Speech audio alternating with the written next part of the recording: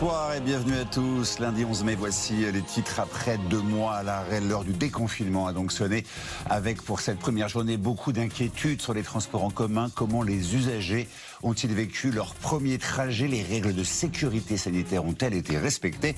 Reportage. Autre préoccupation du jour, les écoles, elles ont rouvert avec la journée des professeurs de retour dans les établissements pour préparer la journée de demain.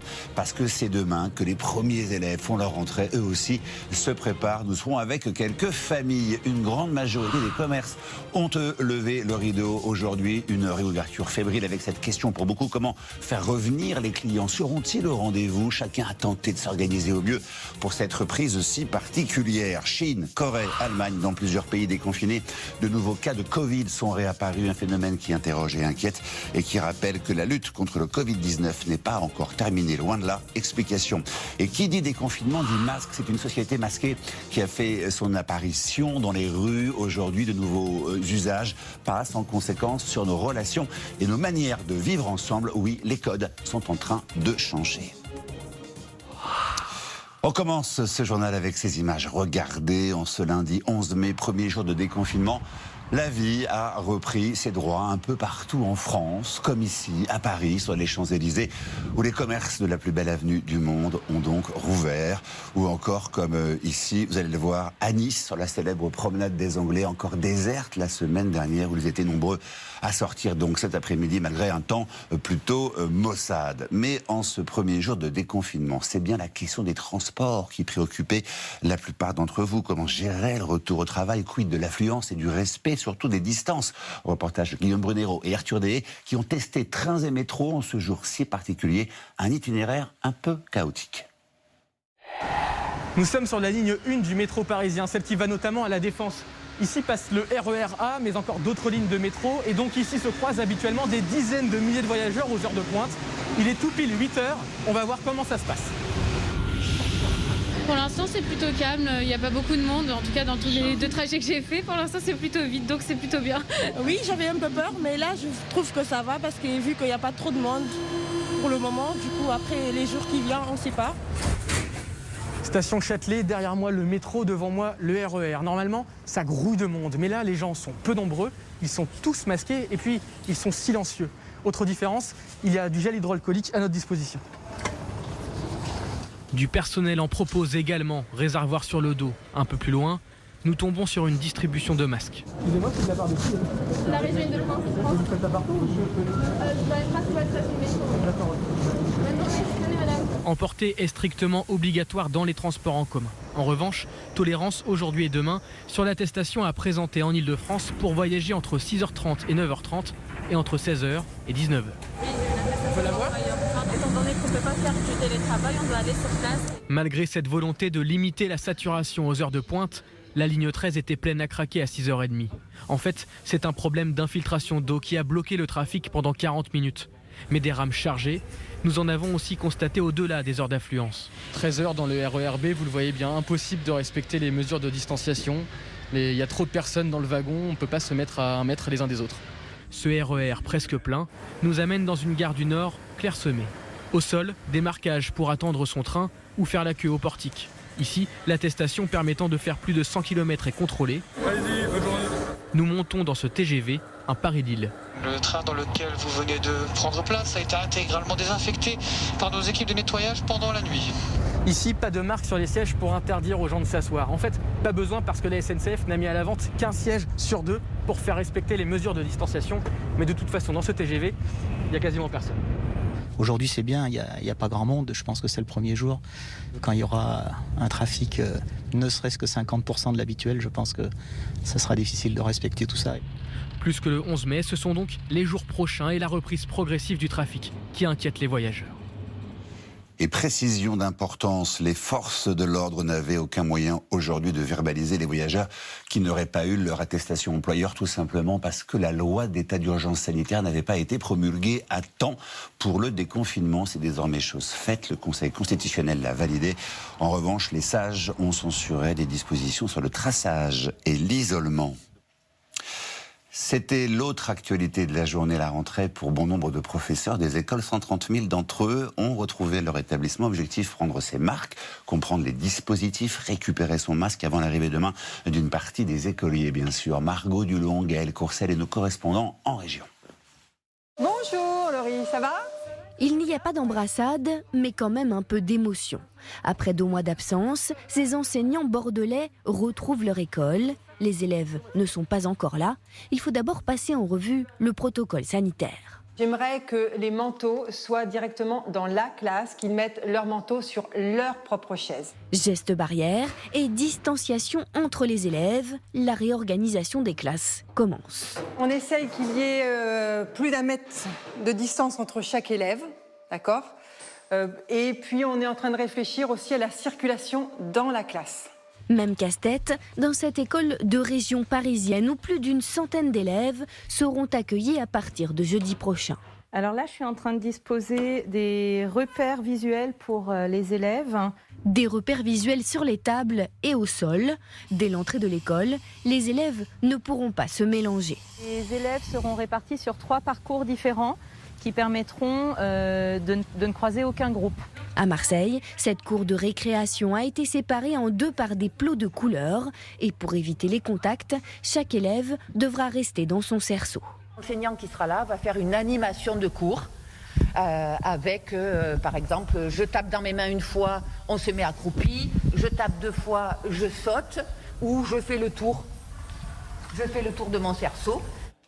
Un retour à l'école qui devrait s'étaler sur plusieurs jours. Au total, un peu plus d'1 million d'enfants sont attendus en classe cette semaine, soit environ 15% des élèves. Et en effet, après la pré-rentrée des professeurs des écoles, place à la reprise à partir de demain pour les écoliers de la maternelle et du primaire maximum. On a vu 15 élèves par classe avant les collégiens la semaine prochaine dans les départements verts. Pour les lycées, ce ne sera pas avant le mois de juin, là aussi dans les zones vertes. Demain, donc, et toute la semaine, 86% des écoles de France vont rouvrir leurs portes. Comment les élèves ont-ils préparé ce jour tant attendu par les uns, si craint par les autres? Comment les familles s'organisent-elles? Reportage à J-1, Claire Villalon, Anthony Després et Louise Pézoli. Demain, on est mardi. Bah oui, Est-ce que tu auras les mêmes cours du mardi? À quelques heures de la reprise, les préparatifs s'enchaînent. Mouchoir, usage unique, tu le sais. Et les interrogations se succèdent pour Victoire en classe de CM2. La maîtresse, elle nous a expliqué qu'on devait, dès qu'on arrivait, se laver les mains. Il y aurait un sens pour entrer et sortir de la classe. Après, je sais pas trop si ça va être notre maîtresse ou la maîtresse des autres CM2.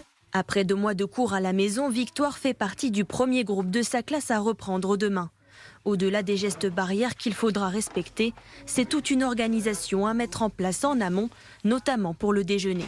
Alors, il faut préparer un pique-nique froid, évidemment, parce qu'il n'y aura pas de cantine, évidemment, mais il n'y aura pas non plus de micro-ondes ni de frigo.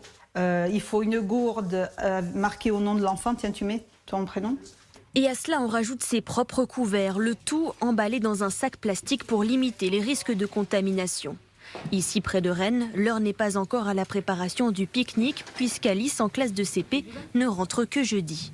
Nous sommes prêts, Alice est prête. Nous lui avons bien expliqué comment va se passer la reprise de l'école avec des effectifs réduits. Et puis des gestes à respecter, des adultes masqués. Donc je suis plutôt confiante et sereine.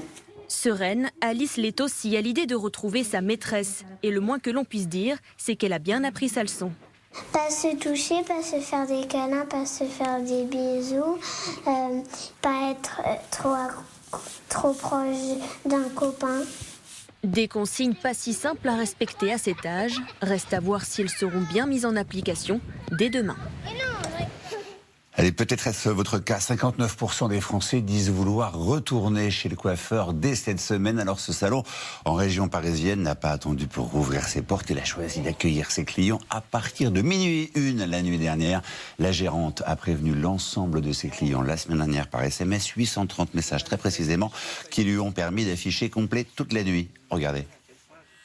Tout le monde a trouvé l'idée géniale et puis ils sont derrière nous, quoi. Ils nous soutiennent, tout simplement. Aujourd'hui, je ne sais pas de quoi sera fait l'avenir, mais oui, c'est la seule solution que j'ai trouvée pour élargir ma plage horaire et satisfaire un maximum de clientes aussi, parce que ça fait 2 mois qu'on les a pas vues, et essayer de faire perdurer mon entreprise tout simplement.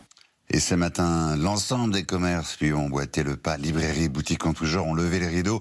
Tous n'ont qu'une idée en tête, faire revenir les clients et redémarrer leur activité. Et tous ont dû s'adapter pour garantir le maximum de sécurité. Reportage d'Emmanuel Michel, Kenzo Mersolin et Ingrid Carré. Quasiment 2 mois qu'ils attendaient ce moment. Ça y est madame, vous êtes de retour ? Oui, enfin! Ce grand magasin parisien rouvre enfin ses portes après avoir été contraint d'adapter ses mesures de sécurité sanitaire. Gérer les flux de clients sur 38 000 mètres carrés, un sacré remue-ménage et un vrai casse-tête pour les salariés volontaires. On a revu d'abord l'organisation, on a changé nos horaires, on a revu les accès aux portes, on a fermé certaines portes pour limiter le nombre de portes ouvertes. Et puis c'est tout le parcours marchand qu'on a repensé. Patricia avait l'habitude de venir dans ce grand bazar, alors elle est heureuse de retrouver ses allées, même masquées. J'ai du gel dans mon sac pour me nettoyer les mains. Où j'aurais peut-être plus une hésitation, c'est pour les vêtements. Pourtant, il suffit de suivre les instructions. Gel hydroalcoolique à l'entrée, balisage de distanciation dans les rayons, distance aussi pour les essayages. À la fin de l'essayage, la cabine est complètement désinfectée. L'article sera positionné sur une barre de ventilation. Il sera également aussi passé au steamer à 60 degrés. Et ensuite réservé de côté en réserve pendant 8 heures. Alors que 45% des Français comptent réduire à l'avenir leur budget habillement, l'objectif des commerces est de rassurer et faire revenir les clients pour un petit shopping maillot de bain, histoire de penser aux futures vacances ou s'évader avec des livres neufs. Ça me rend si heureuse. Je n'étais jamais aussi heureuse dans ma vie, je crois. Les livres, en vrai, ça m'a manqué énormément, oui. Pouvoir les tenir de nouveau dans ses mains, si ce n'est pas forcément le cas dans toutes les librairies. Ici à Rennes, on distribue des gants à l'entrée. Il y a proposition de gants parce que nous sommes quand même dans un commerce particulier où toute personne qui toucherait un livre sans l'acheter peut provoquer des risques que nous ne souhaitons pas. Ce sont surtout les habitués du magasin qui se sont déconfinés, mais il y a plus de monde que prévu. Un nouveau chapitre est à écrire.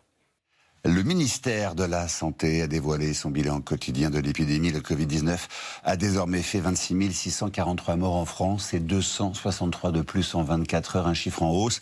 Mais comme tous les lundis, il prend en compte des décès non enregistrés pendant le week-end. Il y a en revanche de moins en moins de patients en réanimation, 64 de moins aujourd'hui qu'hier, pour un total de 2712. Plus de 56 700 personnes sont sorties guéries de l'hôpital. Mais les pouvoirs publics, Emmanuel Macron le premier, demandent aux Français de rester prudents et de ne pas surtout se relâcher. Parce que plusieurs nouveaux clusters se sont développés ces derniers jours sur notre territoire, des foyers épidémiques notamment en Dordogne ou encore en région parisienne, généralement le fruit de négligence. Explication Clémence Larocque et Frédéric Pilard. L'abattoir de volailles était ce matin toujours ouvert. À l'intérieur, les équipes de l'Agence régionale de santé ont lancé une vaste opération de dépistage du personnel après une soudaine accélération la semaine dernière du nombre de contaminations. Pendant 4 semaines, il y a eu 10 personnes qui ont développé des signes, ont été testées, etc. Et à partir de samedi, on teste 270 salariés et là, on en trouve 4 de positifs, avec un seul avec des signes cliniques. 4 nouveaux cas positifs sur 260 personnes testées. 400 employés attendent encore le résultat. Les règles sanitaires au sein de l'abattoir ont pourtant été respectées d'après un sous-traitant venu se faire tester ce matin. On est masqué, on a du gel hydroalcoolique, tout se passe bien, tout est nettoyé de fond en comble tous les jours, et tout le temps quoi. D'autres foyers émergents ailleurs en France sont également sous haute surveillance. Dans un village de Dordogne, un collège de la Vienne ou encore dans les Hauts-de-Seine. Dans ce foyer pour jeunes travailleurs de Clamart, 8 personnes ont été détectées positives au Covid-19 hier. À l'origine de ces contaminations, l'arrivée d'un nouveau salarié. Celui-ci avait pourtant respecté un isolement de 14 jours car sa colocataire était atteinte du virus. Les premiers symptômes sont malheureusement arrivés après. On voit bien qu'on est confronté à un virus qui continue de circuler. Pour briser ces nouvelles chaînes de contamination, les brigades sanitaires entrent en action dès aujourd'hui. 4000 agents, fonctionnaires ou membres d'organismes comme la Croix-Rouge vont identifier les cas contacts, les faire tester et si nécessaire, les isoler. Il faudra pour cela des dépistages massifs, 700 000 tests par semaine, promet le ministère. Jusqu'à présent, la France n'a jamais dépassé les 150 000 tests hebdomadaires. Des erreurs commises dans la prévention et un excès de confiance, mais pas de faute de la part du commandement du Charles de Gaulle. C'est la conclusion de Florence Parly, la ministre des Armées, à propos de la contagion sur le porte-avions à la mi-avril, à son retour à Brest. Après une mission en Méditerranée, plus de 1000 des 1800 marins avaient été contrôlés positifs au Covid-19. Attardons-nous sur un service de rééducation comme tant d'autres, celui de l'hôpital Rangueil à Toulouse. Après de longues semaines en réanimation, une autre épreuve attend les rescapés du Covid-19, la récupération de leurs facultés physiques. Chaque petit pas, vous allez le voir, est une victoire. Reportage Gabriel Aurillon et Chloé Michelin. Oh là là.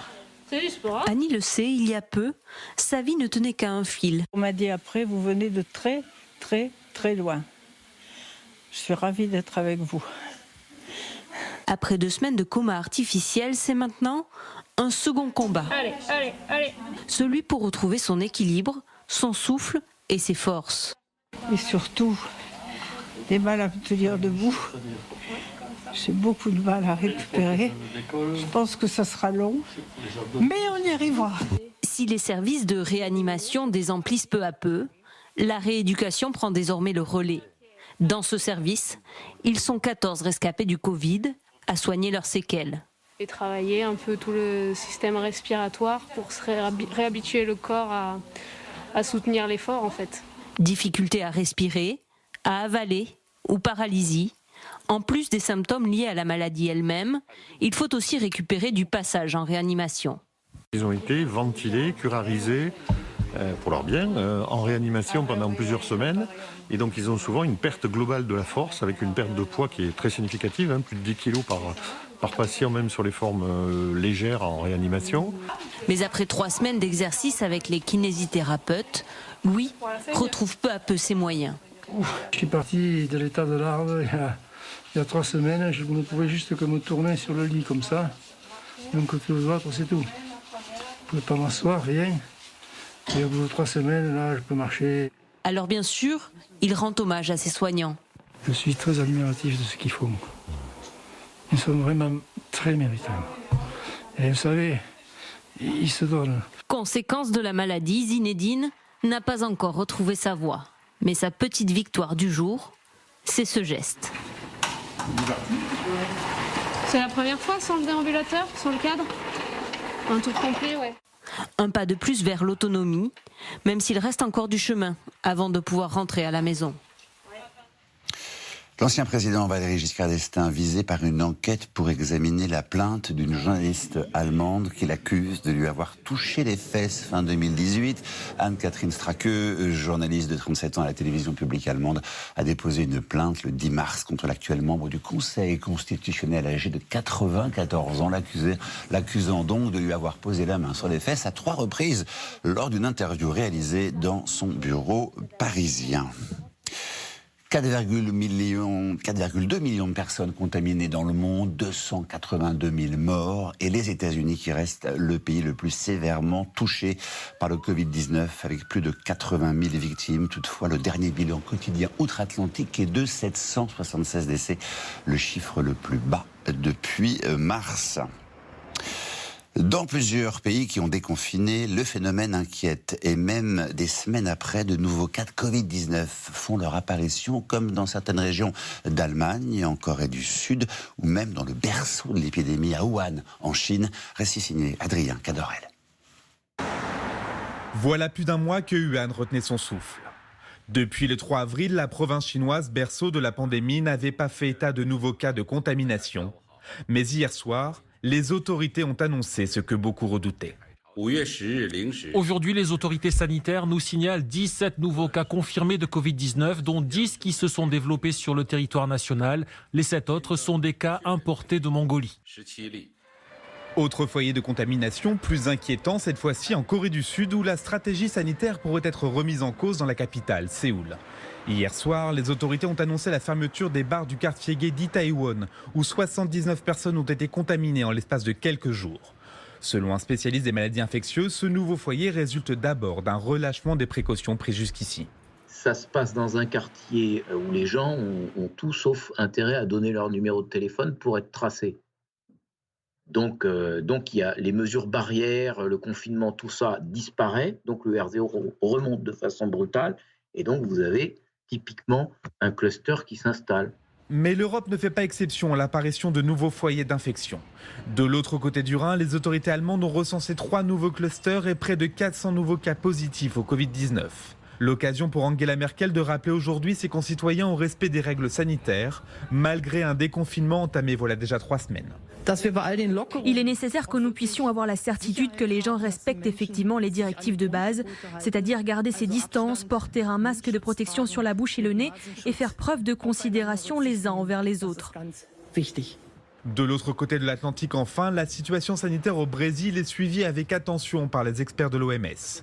Longtemps soumis à l'attentisme de ses autorités, le pays a franchi hier le cap des 10 000 morts. Selon les spécialistes, avec 160 000 cas déjà identifiés, le Brésil pourrait devenir d'ici à la fin juin le prochain épicentre de la pandémie. Allez, direction la Suisse à présent, qui a déconfiné, qui aujourd'hui a même rouvert ses cafés et ses restaurants. Une décision pas encore, bien sûr, d'actualité en France. Évidemment, la Suisse a pris pour se faire des mesures, mais celle-ci semble plus souple que ce qui se préfigure chez nous. Reportage Victor Bastard et Geoffrey Marin-Joris. Un plaisir simple qu'ils attendaient depuis 2 mois. Deuxième étape du déconfinement suisse. Après les crèches et les coiffeurs il y a 2 semaines. Les cafés et restaurants ouvrent à leur tour. Je sors du travail et là on profite un petit peu avec un petit verre de blanc pour ce premier verre en terrasse. Ça fait plaisir. Bon, la Suisse, on était moins confinés que la France. Moi, la France est à côté. On était toujours assez libre. Simplement, il ne fallait pas se réunir plus que 4-5 personnes. Le confinement suisse fut souple. Magasins non essentiels fermés, parcs et jardins ouverts. Le déconfinement est du même acabit. Des consignes en douceur du gouvernement confédéral auquel se plie le pays de 8 millions d'habitants. La Confédération nous a forcé à avoir un écart de 2 mètres entre chaque table et pas plus de 4 personnes par table.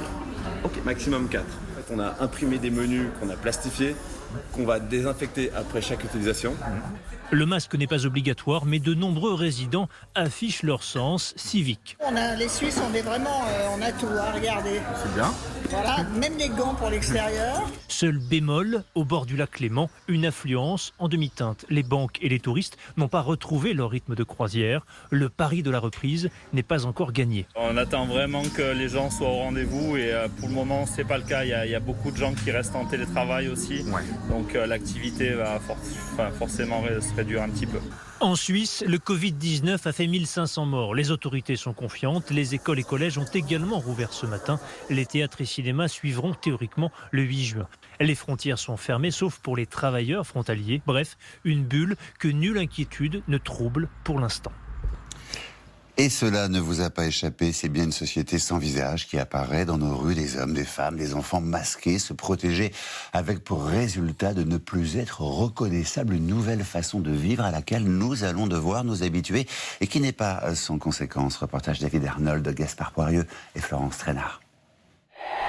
Après les rues désertes, c'est un nouveau spectacle tout aussi étrange qui s'offre depuis ce matin. Des passants sans visage, des yeux, des fronts tout au plus. C'est un petit peu angoissant, je dirais. J'ai l'impression qu'on est beaucoup plus neutre. Comme j'entends pas très bien, ça me gêne de ne pas voir la bouche des gens. Je peux pas remarquer les sourires. Les sourires, le visage, ces lieux de la reconnaissance mutuelle sont désormais cachés. Pour ce sociologue, c'est le lien humain qui s'en retrouve défiguré. Quand nous discutons ensemble, nous avons l'habitude, évidemment, d'être attentifs au regard de l'autre, de suivre sur son visage la résonance de nos paroles. Est-ce que ce que je dis le touche, le choque, lui donne un sentiment de gaieté, etc. Et là, nous allons être privés, justement, de cet univers de mimique. Sans les mimiques, les sourires, les rictus, que reste-t-il alors pour se comprendre et se deviner? Cette opticienne a une petite idée. Il y a des gens qui sont plus expressifs. On voit des yeux rieurs ou pas. Ça donne quand même sur les yeux déjà une expression de quelqu'un qui veut juste regarder, juste essayer. Utiliser son regard, s'incliner pour dire bonjour. Peu à peu, chacun trouve de nouvelles façons de transmettre l'émotion. Je parle beaucoup plus avec les mains. Je crois que là, c'est assez visible. J'utilise beaucoup les mains pour me faire comprendre. Il faut parler beaucoup plus fort. De la créativité, malgré tout difficile d'oublier que l'anonymat peut avoir des effets pervers. C'est une porte ouverte, à mon avis, aussi à beaucoup d'incivilités. Dans les sociétés humaines, quand les masques apparaissent, c'est la transgression généralisée. C'est le monde du carnaval, c'est le monde évidemment aussi de la violence, quand on ne veut pas être reconnu par les autres. Heureusement, il semble pour l'instant que les Français aient davantage retenu l'idée du carnaval que celle des incivilités. Les premières chansons du déconfinement et un nouvel hashtag pour remplacer le fameux « Restez chez vous », c'est l'actu des réseaux bien sûr, Pascal Malcognan. Jetable ou réutilisable, chirurgical ou en tissu, en ce 11 mai, la France avance masquée et sur les réseaux sociaux, le hashtag Jamais sans mon masque fait des émules. Jamais sans mon masque. Avec ce mot dièse, des milliers d'internautes prônent le port du masque à l'extérieur, même s'il n'est pas obligatoire, pour se protéger eux et protéger les autres. Porter un masque, c'est bien, mais ça fait de la buée sur les lunettes. Pour éviter cela, on se partage des astuces en ligne. La plus simple consiste à laver ses lunettes à l'eau savonneuse. Le savon crée une fine pellicule de protection. C'est efficace, mais seulement quelques heures. D'autres solutions existent pour empêcher l'air expiré par la bouche d'atteindre les verres. On peut croiser les élastiques pour que le masque épouse davantage le visage. Certains préfèrent placer un mouchoir sur le nez pour filtrer l'air, quand d'autres ferment le haut du masque avec du sparadrap. Une entreprise dans l'Oise a même créé une petite pince à nez pour pallier ce problème.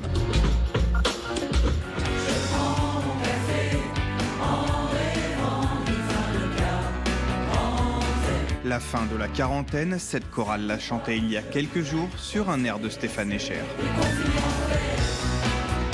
Le jour tant attendu est arrivé, et avec lui, son lot de chansons parodiques, évidemment. Quand je serai dehors, je prendrai une cuite, un petit coup de plein, un peu comme avant. Et oui, on garde le sourire. Voilà, c'était le journal de la rédaction. Merci à tous de l'avoir suivi après la météo et scène de ménage du cinéma d'action avec Sylvester Stallone dans Évasion. Prochain rendez-vous avec l'info demain, le 12h45, présenté par Karine Guilloc. Et je vous retrouve pour le 19h45. Très belle soirée sur M6. Retrouvez l'actualité 24h sur 24 sur m6info.fr. À situation exceptionnelle, rendez-vous exceptionnel. Même en confinement, la France a un incroyable talent. Depuis chez eux, toute l'équipe vous fait découvrir le classement des 25 meilleures performances de l'histoire de l'émission. Que nous avons choisi. Une occasion unique de revivre les moments les plus cultes, les plus émouvants. Je pense qu'aujourd'hui, c'est encore un des numéros qui m'émeut le plus. Les plus inattendus. Allez, s'il te plaît, tire-toi une balle pour que je gagne les 100 000 balles. Jusqu'aux plus belles victoires. Bisous. Quelle merveille. C'est un bonbon.